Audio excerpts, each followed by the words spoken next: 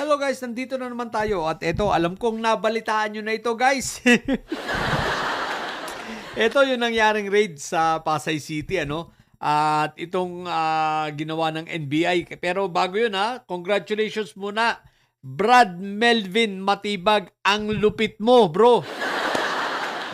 At ito na nga guys, nagkabistuhan. Yung nagmamalinis at laging mayabang na si Mike Diferensya na akala mo ay hindi corrupt. Ayan! Yung ni-raid na bar sa Pasay ay pag-aari ni Mike Diferensya at ng kanyang pamilya, no?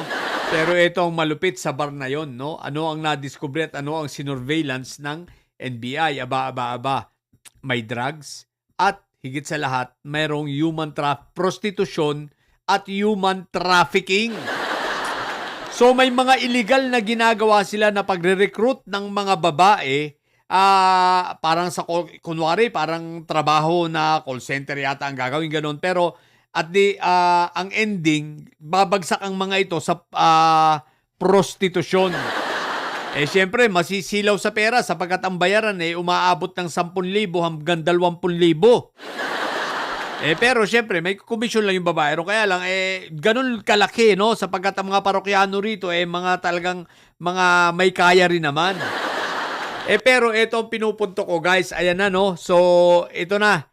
In-inquest na. Ibig sabihin, ipinasa na sa prosecutor at may rekomendasyon ng pagsasampa ng kaso laban dito sa kanyang asawa at anak, no? Na si si Julie, yung asawa niya, at yung anak niya na si Miguel Gabriel Defensor. So ito ang tinatawag na karmang malala. Isipin mo, pamilya niya na. So ito ay in-inquest na at pag ito ay nakitaan na, syempre, may raid na nangyari. So may mga ebidensyang nakuha. Ang kasunod na nito, sigurado, aakyat ito sa judge, no? At sapagkat meron itong reasonable certainty of conviction, sigurado na sa prosecutor na ito, no? At ang gagawin ng prosecutor, iaakit na ito sa judge, no?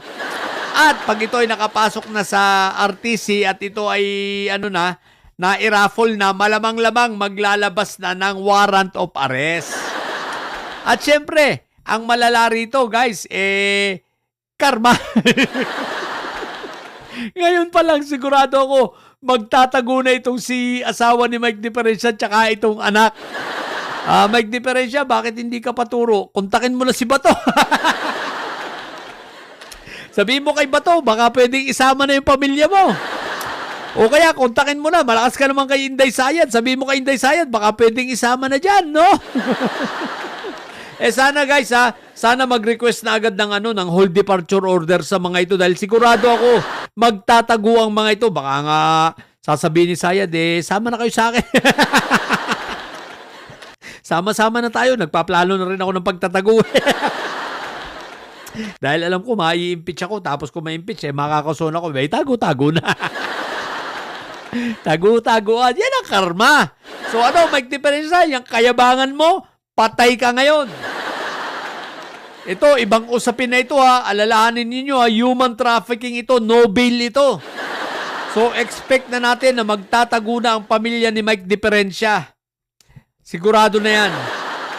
Magtatago yan dahil pagkalabas ng warrant ito ay no bail.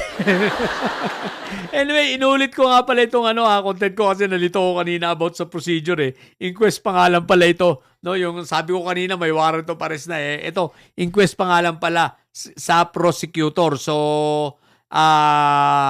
wala pa.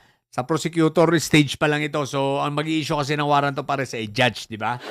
So, eto na guys. Pero hindi nahuli si sa akto no? Hindi nahuli yung nirereklamo. Kaya malalabasan ito ng warrant of arrest kasi at large nga di ba? So, warrant of arrest ang kasunod dito pag naiakit na ito sa court. Sigurado na yan, no?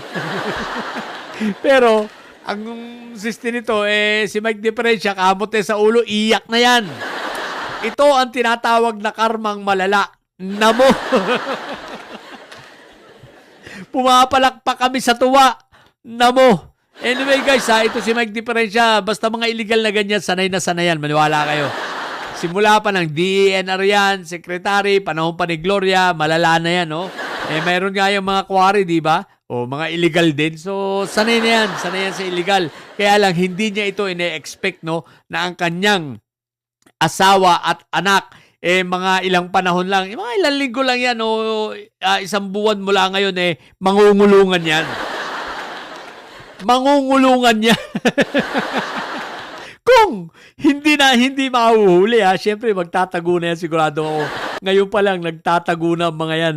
At kumukonekta na yan kay Binibini Baklang Hari, kay Bato, at kay Inday Sayad. Nagpapaturo na kung paano magtago.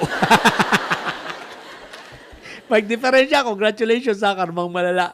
So yun lang, sa mga bobong didilis at ang tatay nyo ay karton, ang tatay nyo ay preso, ang BP nyo ay bobo.